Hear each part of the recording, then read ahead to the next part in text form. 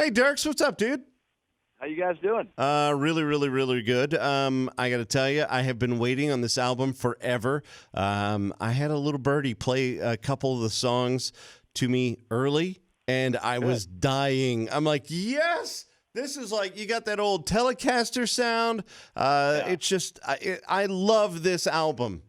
Yeah, I got Brent Mason to play on a few tracks, and Brent's the one that really put the telly, on the map as far as all the great country we love from the '90s and whatnot. And Paul Franklin's playing some steel guitar and some of the more traditional songs on the record. But yeah, I feel like it's kind of a collection of everything, really. It being the 10th album, that in and of itself became a theme through the different recording sessions that it took me 3 times to get this right. But it was like, well, this is my 10th album, and I kind of started thinking about it being a compilation of not of hits, but a compilation of all the different sounds and styles of the previous 9 albums. So it has, it's got that telly. It's got some more modern stuff. It's got some traditional stuff. It's got the bluegrass. It's got the funny.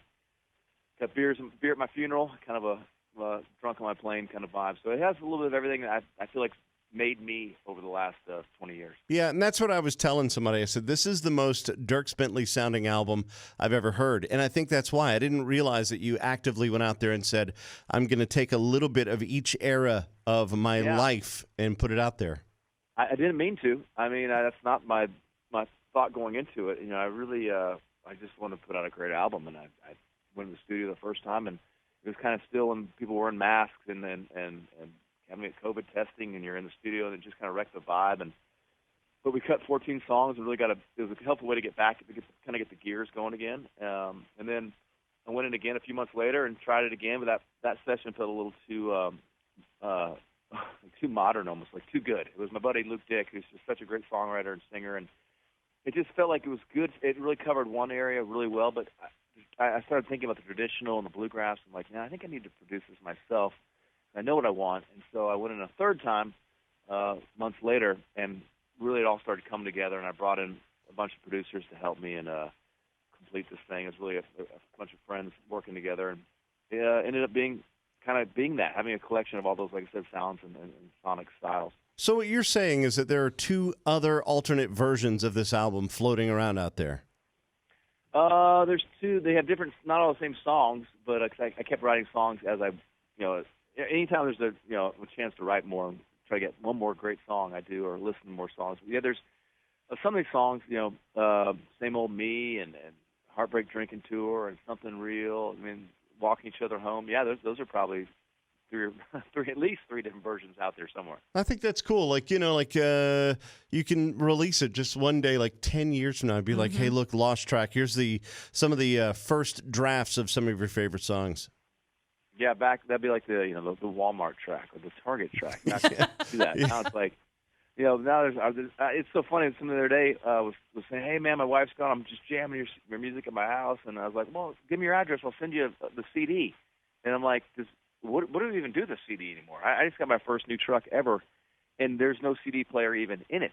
So I'm like, can I send you a link to Apple Music? What do you do?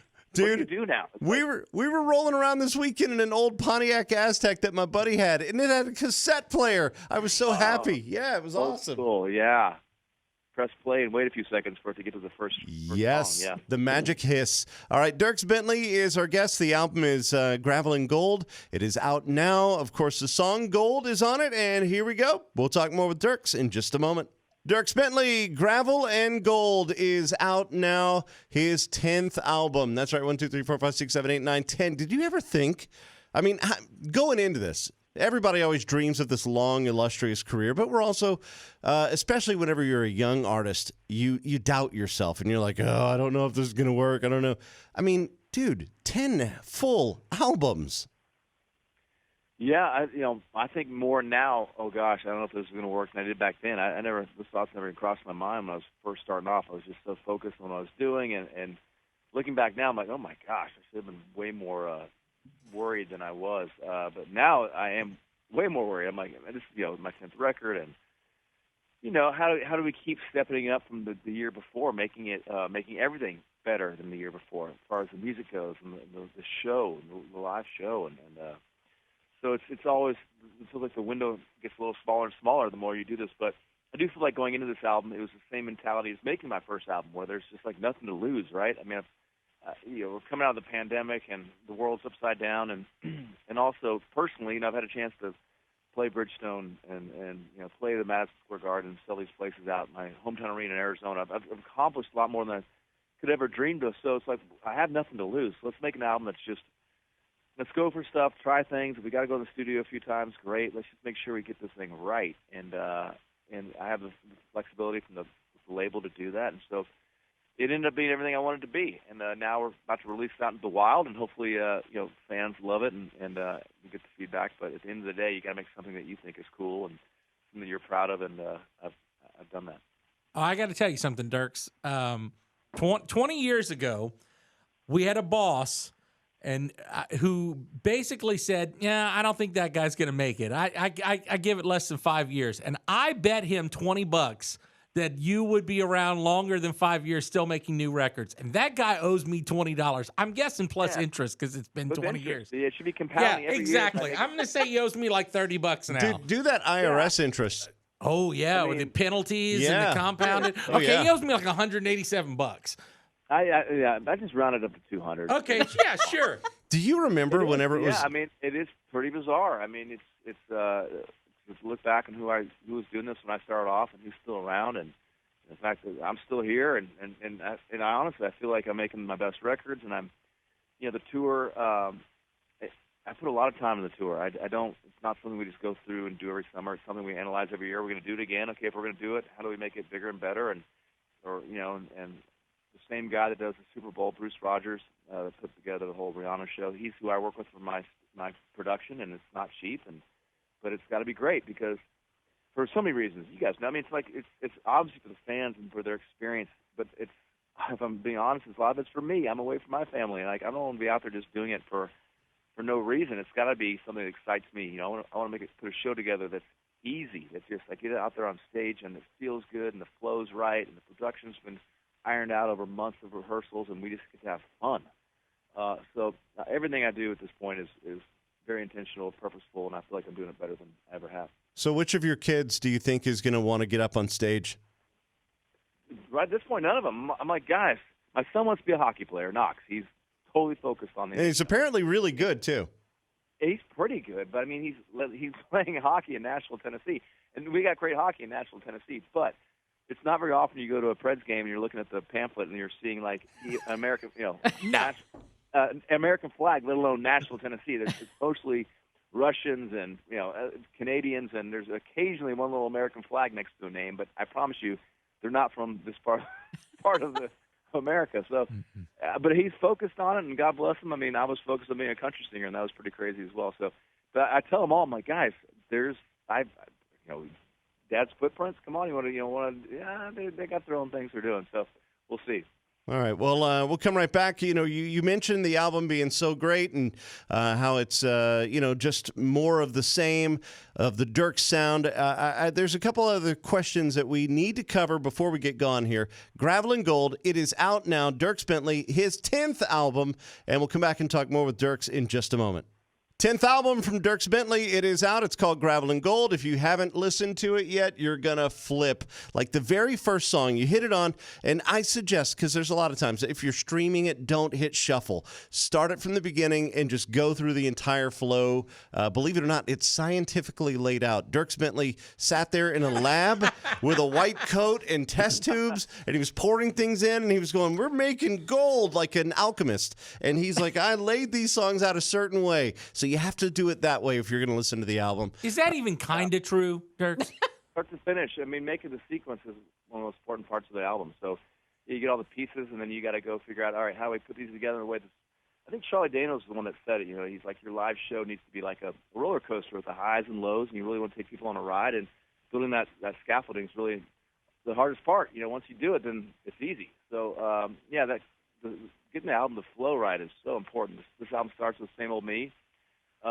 Which is, I love that song because it's kind of me poking fun of myself. I think about all the, we're doing these ice baths and I'm riding bikes and I'm evolving and I'm a dad and all these. It's you think you're moving in this direction, then you look back in your life and you're like, oh my gosh, I'm still playing the Station Inn, playing bluegrass down there on Tuesday nights, and I'm still on the same bus I was in 2003. I've got a lot of the same band guys, and I still love just playing country music.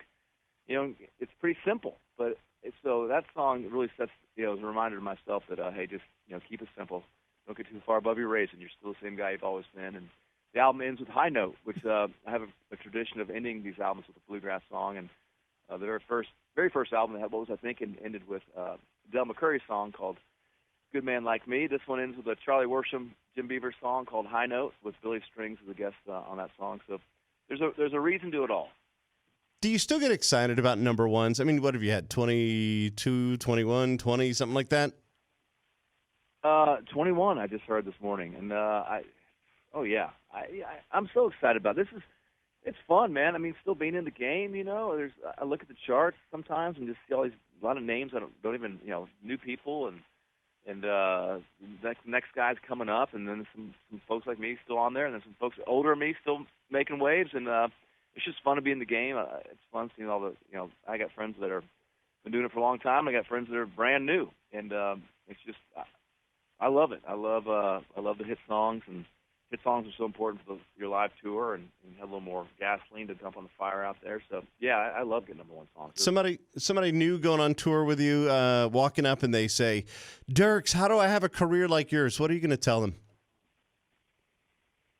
Oh man, I guess I'd just say you got to love it. You know, same reason why you guys do what you do. You know, it's like do you love doing this thing regardless of the money? Did you get into it because of the money, or do you get into it because you love radio and you love music and you're just eating up with it? And you know, I look back at some of the lows of my career, and I was grinding and I was trying to make it work, but I wasn't depressed. You know, I was frustrated, but I wasn't and I was still happy just to have a gig playing guitar and playing for anybody, whether it's just sometimes just even singing for the band.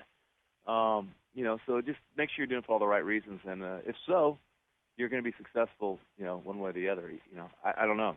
Would you say it ain't all bad? Oh, look at See what I did there? See what I did there? Hey, Run it all the way back. Listen, personally, ain't all bad. I didn't get into radio for the money. I got into radio for the free food, and it is everywhere. Yeah. It is great. And Yes. a little bit of free booze, too. They have a little bit of that. Man. I mean, I don't know how people doing videos or TV shows. It's the grazing. Every time I do a video or anything involves a camera, there's always craft services. mm-hmm. I live over there. I mean, it's like it's just a little bit of this, a little bit of that, and some more of this. And If we had craft services in the studio every day for this show, I would weigh 600 pounds. Dude, They would have Yeah. TV cameras following me around for that 600-pound TV show. I would be that big if we had craft cheese. Sorry. I know. boy. Okay. Arts and crafts. All right, Dierks Bentley, pick up the album. It's Gravel and Gold. It's amazing. You're going to love it. And again, we cannot wait to hear what you got in store for us for album number 11. I know that's a far way off and all that kind of stuff. I'm getting ahead of myself. But we love you, dude. We absolutely love you, and we'll see you soon. Appreciate you guys. Always good talking to you. We made it through that talking about airplanes. Amazing. I know. Yeah, Pretty so crazy. you mentioned it at the end, though. Yeah. You did. Straighten up and fly right. See you in a minute. Woo! Off we go into the wobbly yonder. Dierks Bentley, hang on. Shut up. See ya. Wow, we have videos, Yeah, that was lots great. of them, Yeah, more yeah. than just the one you watched. We got more and more and more and more. Yeah, subscribe, hit the notification bell, or we'll tell your mom.